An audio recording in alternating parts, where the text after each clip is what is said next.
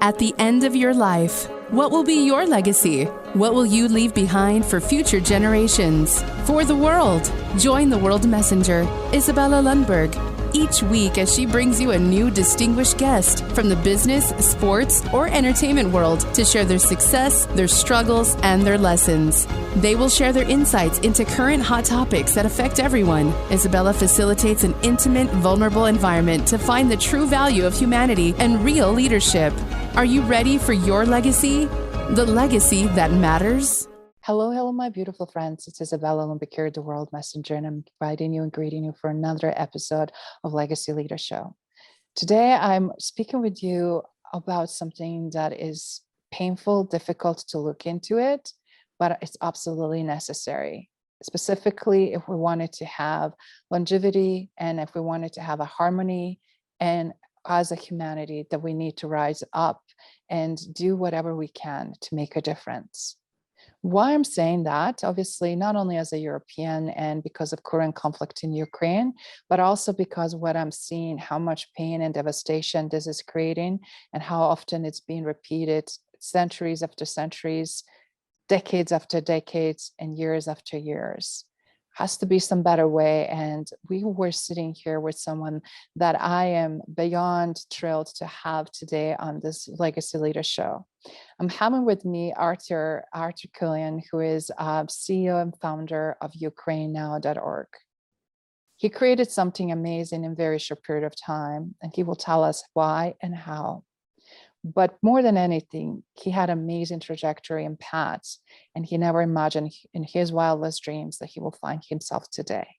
And this story, it's also definitely opportunity for all of us to think deep, because this could happen to any of us. So without further ado, let me introduce you to Artur. Artur, thank you so much for joining us today.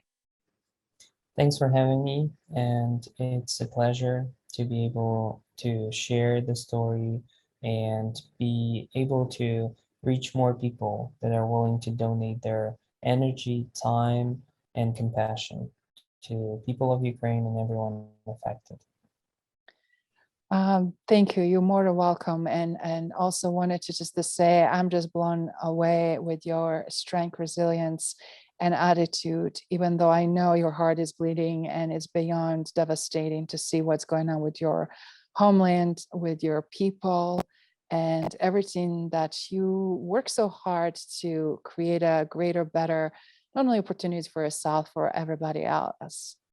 So do you mind sharing a little bit about where did you grow up and your little life path, how you got in USA right before all of this just really started?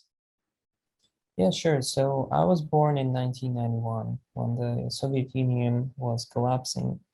And I was born in Vinnytsia, which is a central Ukraine regional city, 300,000 population.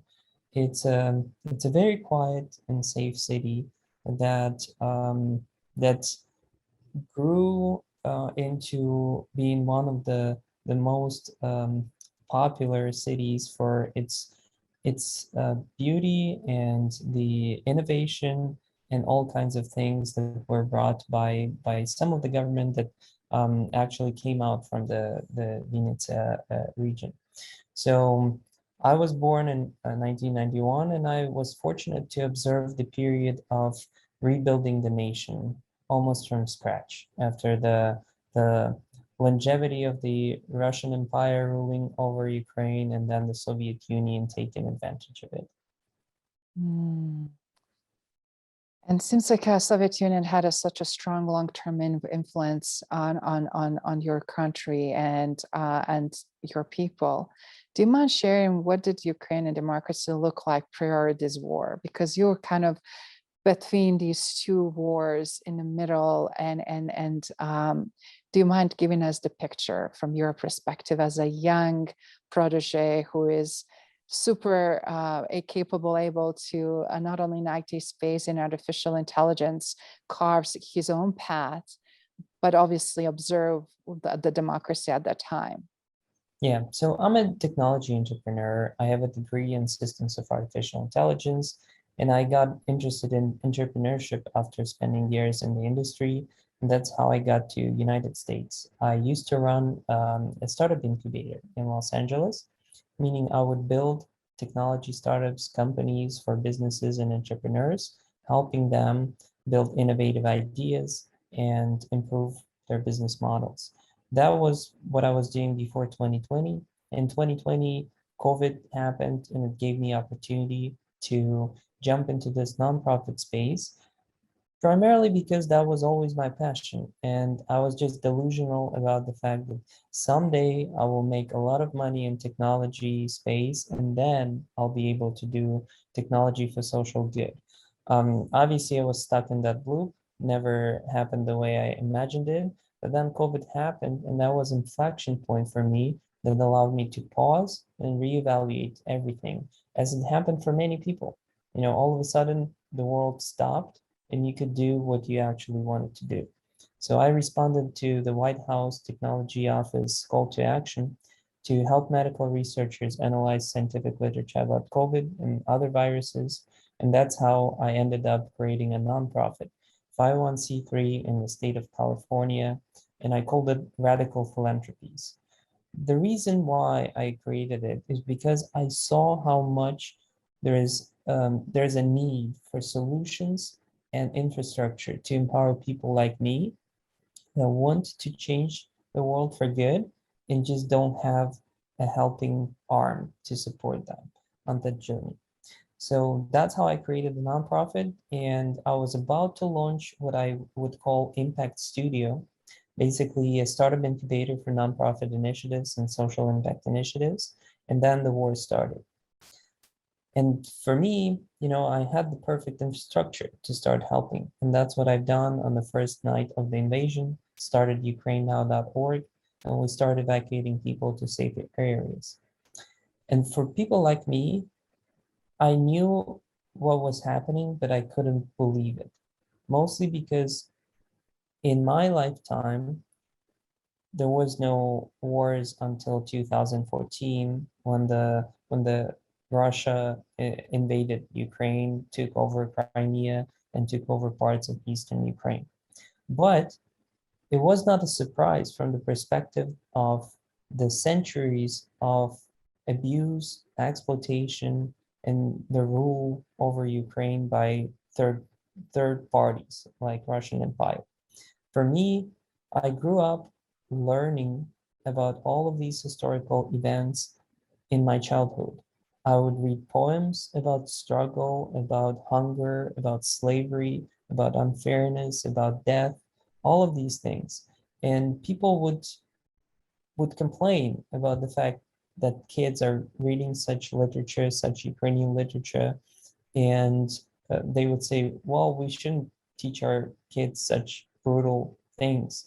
And I shared the same sentiment, because why would a kid want to read such things? There's nothing fun or happiness in those words. But I'm very grateful, because what it has done for me and my generation, it actually opened up perspective and gave us mental model about the things that happened in the past and could happen in the future. And that's why I think and I believe that my generation is able to swallow what's happening right now and has a mental model to apply to what's happening. We were well aware of all the exploitation, hunger, all the more genocide basically that Russian Empire and Soviet Union was doing to us as Ukrainian population. We are well aware of Russification efforts that were happening for 100 years to kill Ukrainian culture, to literally kill people that were speaking Ukrainian, to enforce that the Ukrainian language was the language of stupid people, of village people of less intelligence, the lesser nation. And that was very, very demeaning to grasp and understand and digest, even when we would sing national anthem and it would be so gloomy.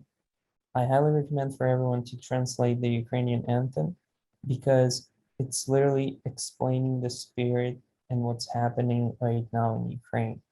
And pro-Russian governments were always complaining, hey, our anthem is too gloomy, we should change it to something positive. And I'm so grateful it wasn't changed, because it means a lot to people in Ukraine right now. So that's a little bit about the context, the historical context, and the context that I have from my very limited time on this planet Earth, but enough to be able to understand what's happened. And that is so good that you could give us this little perspective, because so many people are very confused. It's a lot of different clashing misperceptions and misunderstanding. And question is, why is this happening over and over again? And what is your perspective? Why is Russia so, again, over centuries and historically constantly clashing? Specifically, I'm seeing how beautifully Ukraine got rebuilt, how much actually plays such an important role, not only for Ukrainian people, but in position and globally.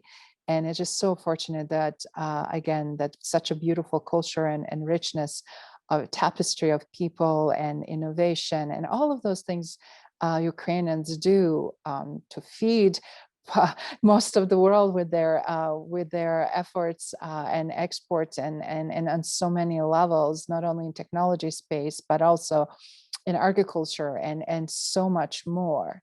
Why would you say is this constant attack on Ukrainians?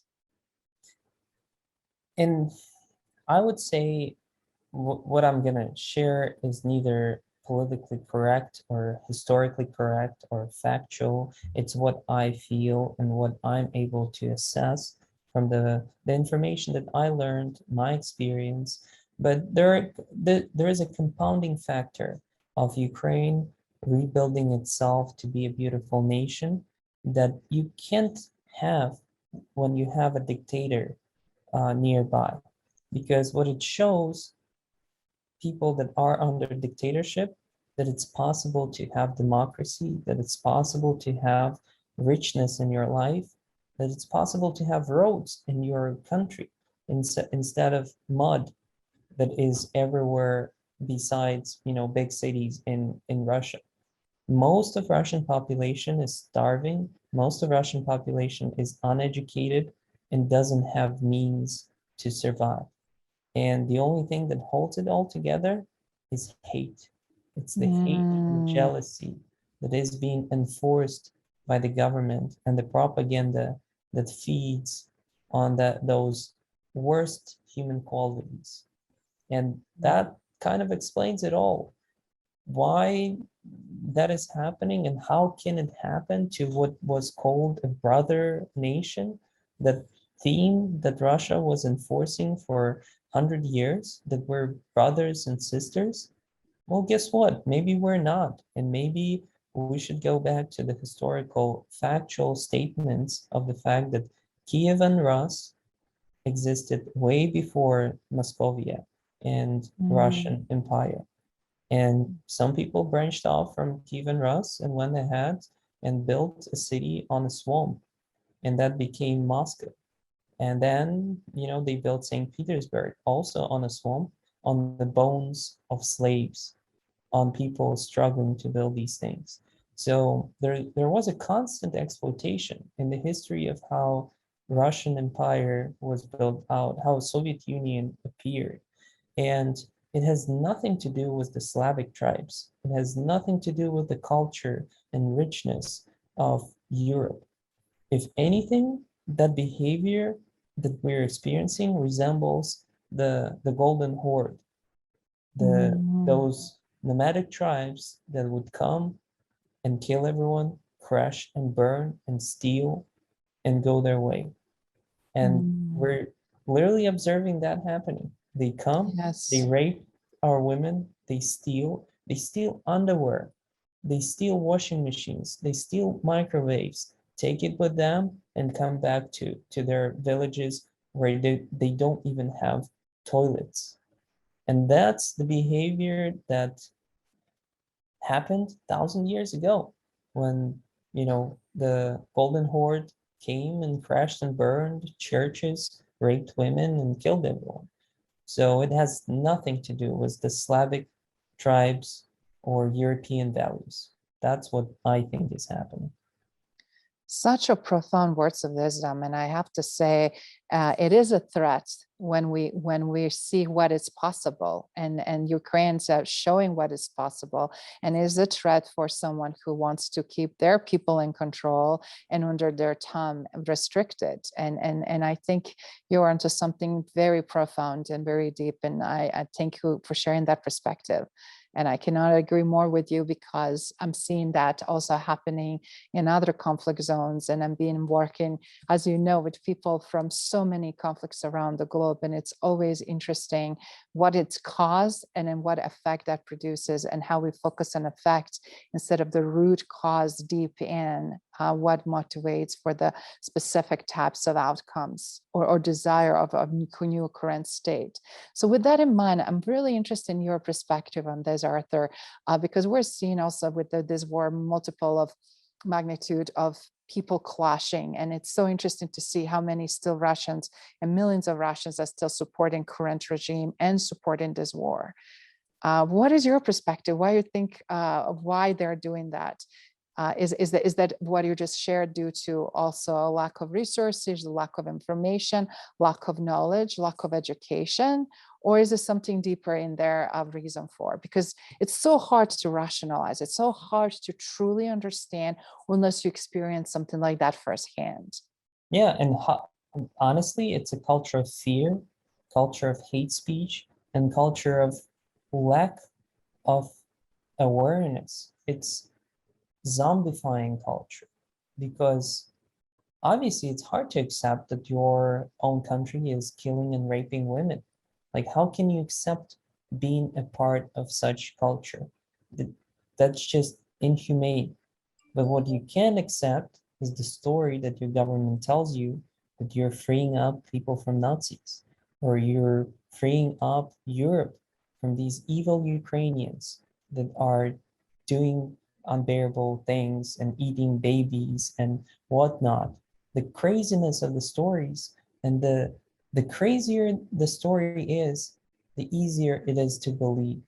And they keep feeding that to people. And that's why, 50% of Russian population supports the war.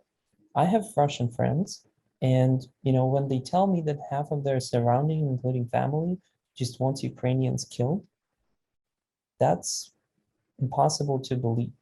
But that's the reality that we're living in. And unfortunately, they run polls, they run statistics, and it's indeed a lot of intelligent people support the death, the wives that call their husbands soldiers, Russian soldiers, and encourage them to rape Ukrainian women so no more Ukrainians would be born.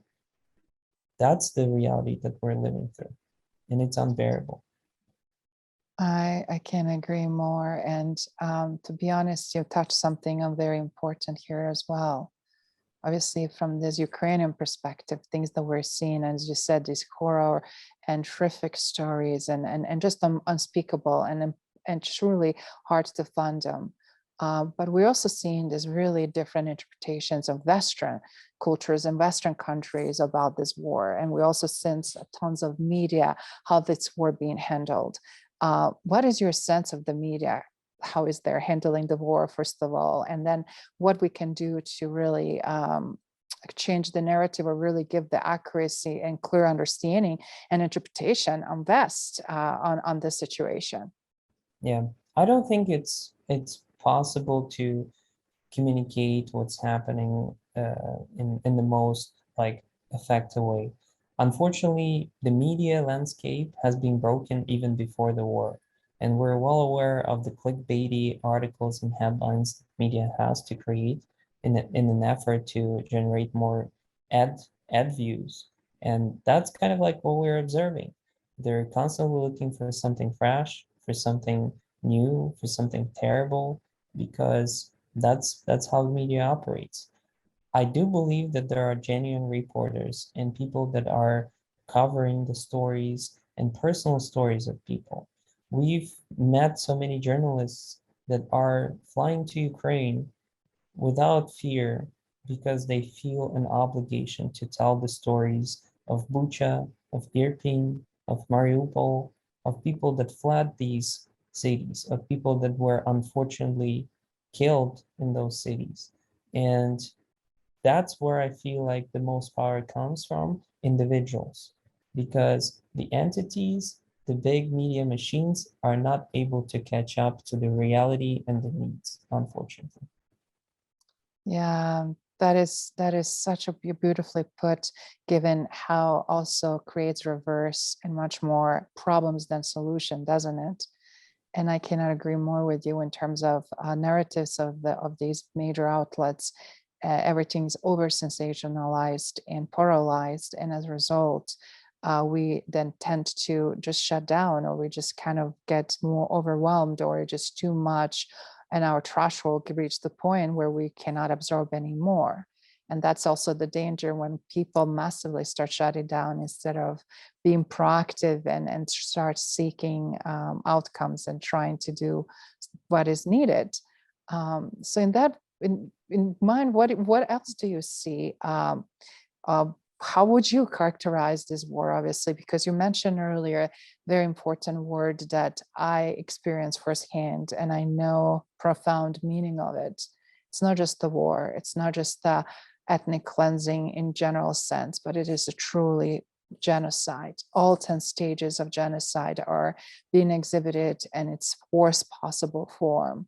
So with that in mind, how do we seek outcome? How do we seek solution or resolution? Yeah, I think there's no silver bullet to this war. I think the war that we're fighting is actually the accumulation of all the evil that has been sitting and waiting for decades. And we've seen some evil show up here and there in other countries, but this gave its power to show up. And this is not Ukraine versus Russia war.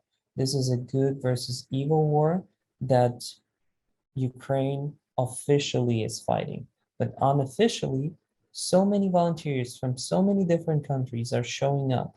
And people like UkraineNow.org volunteers that just show up and do what they can in effort to donate their time, money, energy, compassion, their sounding ear, their voice of reason to help battle this evil. And I truly believe that good will prevail, because it Mm. always wins at the end of the day. Yes, there are casualties. Yes, there is destruction, but we're going to rebuild, and we're going to rebuild better and much better than it was before. It's going to take time, probably decades, but we'll come back even stronger than we were. I love your spirit. I love your positivity, and I love your sense of what is going on, how you clearly can see and not let yourself to be convoluted in all of that. And I also love what you do with UkraineNow.org. So do you mind sharing some of the efforts, some amazing results? As you said, a soon war broke off because you knew technology, because you're so well versed in IT space and artificial intelligence and all those elements. You create a phenomenal platform for everybody that have a chance to listen and watch and to go to and take action. But you also created tremendous results. So please, could you share some amazing successes based on those efforts? Absolutely. What we've started doing first week of the war, we started evacuating people. And it's actually, believe it or not, it's very hard to track people that we evacuated, mostly because when you're operating under bombs, you don't count people, you just pack people into the bus and you go. But we've done our scheduled routes from Ivano-Frankivsk, from Lviv, from Kiev to Lviv, and then to Krakow. And only by those, which are very, very, tracked and very, very streamlined, we evacuated almost 4,000 people to Europe, which is a lot of lives that were saved. And we fed those people, we found them housing when they needed it. And using those same scheduled buses, we moved over 2 million dollars worth of humanitarian aid, food, supplies back to Ukrainian cities that are running short on those, including Bucha and Irpin. We bought generators to those cities. We bought food and we got food from Polish cities, administrations, from nonprofit organizations, and we delivered it to Kiev in a matter of one day. All of these things are not to kind of show the numbers, but to show the volume of the help that is required, because we're not the only organization. We're far from the biggest ones that are doing this. There are even more people bigger than us, and our ultimate mission and what we are on right now is building the infrastructure to connect all of these parties and make sure that there is no inefficiency and misuse of any resource, to streamline that, to focus on what's most needed where it's needed. That's why we're working with the Ministry of Social Policy of Ukrainian government, and we're helping them aggregate the needs by area, by specific type of need, whether it's medical supplies or food. And we're building the biggest supply chain link to the Western societies so they know what is needed, where is needed, and when the need is no longer there. Because there's so much miscoordination or lack of coordination happening. And trust me, that everyone wants to help. No one knows how, and they're just trying to do their best.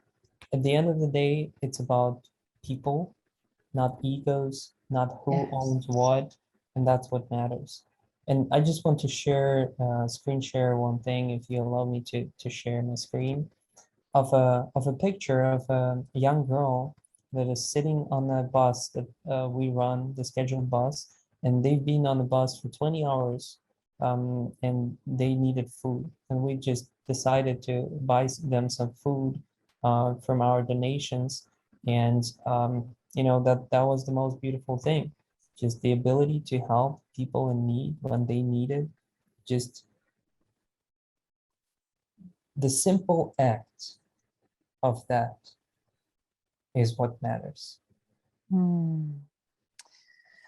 So powerful. And I love how you're sharing again and telling us the story. And this is where community and humanity comes together, when all of us come together, right, to support one another. And it's all about these little, not only acts of kindness, but extensions of ourselves as a human beings, and truly to be in touch what it means to be human and act as a human. Because when it's terrors like this, we forget that. And sometimes, as I keep hearing, I was like, everybody else is doing the work. It's not much work needed. And look at you, you just established your organization and how much footprint you're already making. And comparing with organizations that have been for decades around, and yes, they're making footprint too, but I was pointing at something really, really important. How is that integrated with everything else? How is that centralized? How is it impactful? How timely relevant it is? How is it cost effective, right? All of those things that a lot of times in crisis we forget or we don't even take in consideration.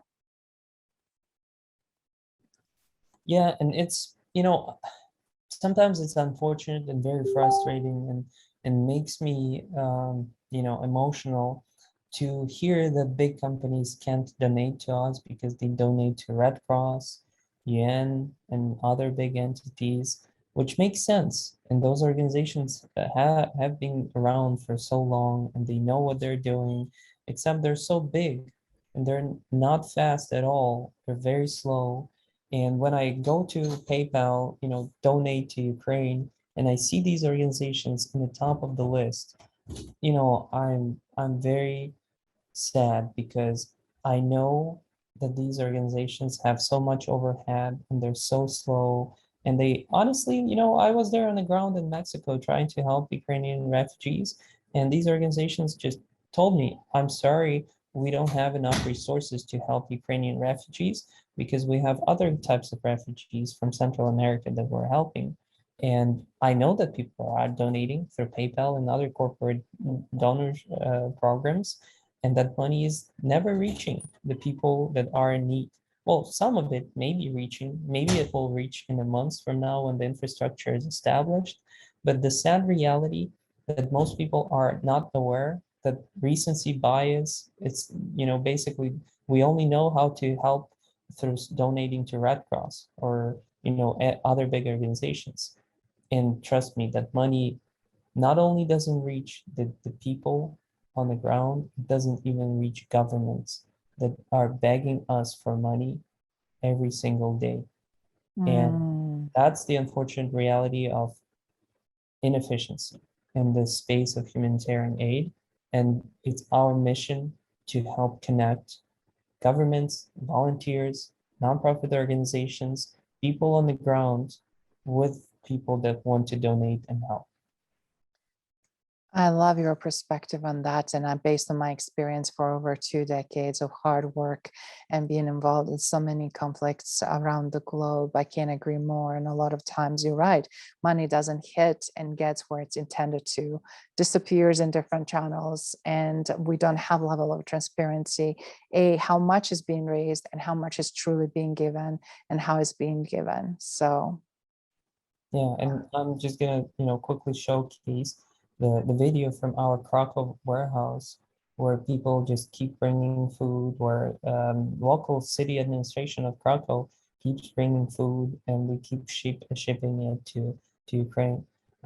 The ambulance that we bought with our United Kingdom partners, the 4x4 ambulance that we were able to buy just in a matter of days, fix it and sent it to Ukraine, and it's currently operational in there. All of these things, they happen in days. There's no weeks or, months it happens. This is the example of our Krakow warehouse, and we do say you can drop your humanitarian aid and we'll deliver it to Kiev in one day. And there's no big organization that can do things like that. And I only hope that more people start realizing that that's the power of individuals and volunteers on the ground. that is phenomenal, and again, very, very powerful. And I'm glad you're voicing this out as we're also looking, because so many organizations are raising the money with a name that they want to help, but then yet they have their own, agendas and whatnot. And for what is possible, where is the will, there is the way. Where is the, again, savvy, capable people, as you mentioned, volunteers that are coming up from different parts of the world and Europe specifically, to help, to mobilize, to do whatever they can. I want you, everybody that is watching and listening, to really go to the UkraineNow.org and see again what it's being done, to see the level of transparency, also to be able to join the Slack communication and be able to really engage and put people on the grounds and people that are making this happen. Doesn't matter the length, how certain organization exists, but matters how effective and efficient it is. And just seeing the level of efficiency and being in a nonprofit world for so long, I have to say, I kudo you, Artur, for everything you do. You're proving over and over, where is the will, there is the way. And also your leadership, the leadership that you have, it's corralling people behind you, which also proves you don't have to be very well known in global sphere and circles for people to trust you. You have to just show up and show them who you are, and you are showing up in such a beautiful light. Thank you. And it means a lot because, people ask me, how are you doing this? How is it that you were so prepared? And I'm very candid. I was never prepared. I only had people that supported me and people that supported the vision of us helping. And that's my preparedness. My infrastructure is people. Even though I'm a tech person and I build technology, what really matters is the human desire to help and that humane ability to compassion, to be able to help and to find that common speech, that common language for us as human beings on one planet. There's no countries when it comes to social good or fighting evil. We're all uniting for this beautiful vision of a beautiful life on this amazing planet. Mm. So very true. So very true. And I love that vision. And I love how you, again, are mobilizing, making it happen. So, again, everybody watching and listening, take action, come and support UkraineNow.org. I am, again, huge proponent, and from all of the links and everything and organizations, and also talking to others that are really put in, we're walking their talk. If you wanted to really make sure that your efforts matter, from monetary to your time, to referrals, to support, to whatever, connections, relationships, in times like this, we need more than ever that sense of community. And Artur created phenomenal community. He right now has over 5,000, I believe, people just in his community that is helping now, that is being corralled for just a little bit over a month, of very vetted individuals and individuals that are really included in the system because they are sharing the value, the vision, and they have a certain skill sets. And in order for all of this to work at ad hoc in times of crisis, I think this is a phenomenal role model for others to really replicate. So what would you say it's truly success? I know you're very humble, and I know you started this from pure desire and passion to do something, because I also know how it is to be removed from conflict, not be able to go and help, and then in the same time feeling a little bit guilty, what could I do now while I'm here, and what I can do the best of where I'm at. And what would you say is that secret sauce so that others can truly try to replicate? You're right. I felt guilty, and more than that, I was in Ukraine a week before invasion. Why? Because I was planning to move out from US to Ukraine for 5, 6 months to spend time with my family, to rebuild myself emotionally and financially. And I was planning to go to the Carpathian Mountains to just relax for a bit. And I brought my cat to Ukraine. Me and my wife, we had to bring our cat because of the vaccinations and everything. The logistics of that is another topic, but we brought our cat, we left it with our parents, and we were supposed to come back in the months in March. And I felt both fortunate not to be in Ukraine and also guilty and unfortunate. So my thoughts were, how can I help? I can't just sit and stare and refresh the news. I have to do something, and I have to do it right. I Mm. won't fly to Poland to volunteer on the ground because I'm a skinny dude, and I won't help as much with supplies or bringing supplies. I don't speak Polish. That's not where I'm best fit.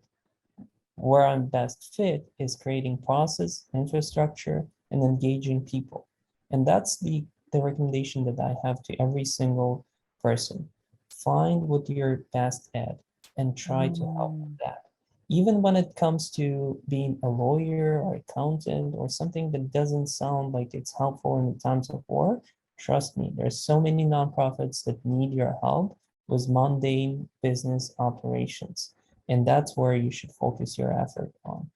I don't say, never go to Ukraine, because some people have to go and they do go, but there's so much work behind the scenes in operations that you can help. That is so powerful too. And then obviously you were definitely tapping into that so perfectly, and assessing situation correctly and apply yourself where you can make the most impact at those tough choices and decisions like you had to make. And obviously look at guys' results. It's possible. And I am also really impressed how much you helping in navigating and connecting the dots with people on the ground, and continue still to have a communication and a shared understanding of what is needed and how people can really solve very complex, challenging problems. So with that in mind, do you mind sharing a little bit about what is happening in the next few months, and with the infrastructure that you built, and what you're the most proud of, so that others can also tap into that wisdom as well as opportunity to participate in support? Yeah, I would say everyone who wants to help, go ahead and join us as volunteers on click join as volunteer on UkraineNow.org. You can also donate if you want. And also feel free to just stay in touch, because the reality is we don't need everyone this second, but trust me, we will need you when the time comes. That's why it's important to fill out your skills on the sign up form and your LinkedIn, so we can reach out to you when we will need you for a specific task or position, or just a random help that we may need someday. Beautiful. And in closing, Artur, what it would be message for you for your fellow Ukrainians, as well as fellow humans around the world, and times like this? What will be the message to for them to not only better understand, but also to better grasp what role they can play? Yeah, and I want to I appreciate everyone's help. Without you guys, you being, Ukrainians or not Ukrainians, doing what you can, without everyone's help, Ukraine wouldn't survive this war. And we're forever grateful, me, my family, my friends, my relatives, everyone, our whole nation is forever in debt. And trust me, we'll repay that debt with inviting you guys to Ukraine to celebrate the the victory and the rich culture that we have, and we will share with you. Mm, that's so beautiful. And until then, let's do everything we can and not to be passive, not let others to say, oh, others are doing the work, but just step in. Everybody can do something. All of our efforts can make a tremendous difference. And that's what it's all about. So again, you guys had a chance to hear from Artur, the founder and CEO of UkraineNow.org. Please go to the website as soon as possible. Donate whatever you can, time, resources, relationships, connections, whatever you can to open the door so that we can really find resolution and hopefully pretty soon a solution to all of these conflicts that are happening right now. Thank you for listening to Legacy Leader Show. If you enjoyed the content and had a positive experience, then please leave us a positive rating. In addition, leave us a positive review whenever you are listening on whatever platform there might be. Make sure your friends and family also know about the benefit and value that we provide and what we have to offer. Cheers.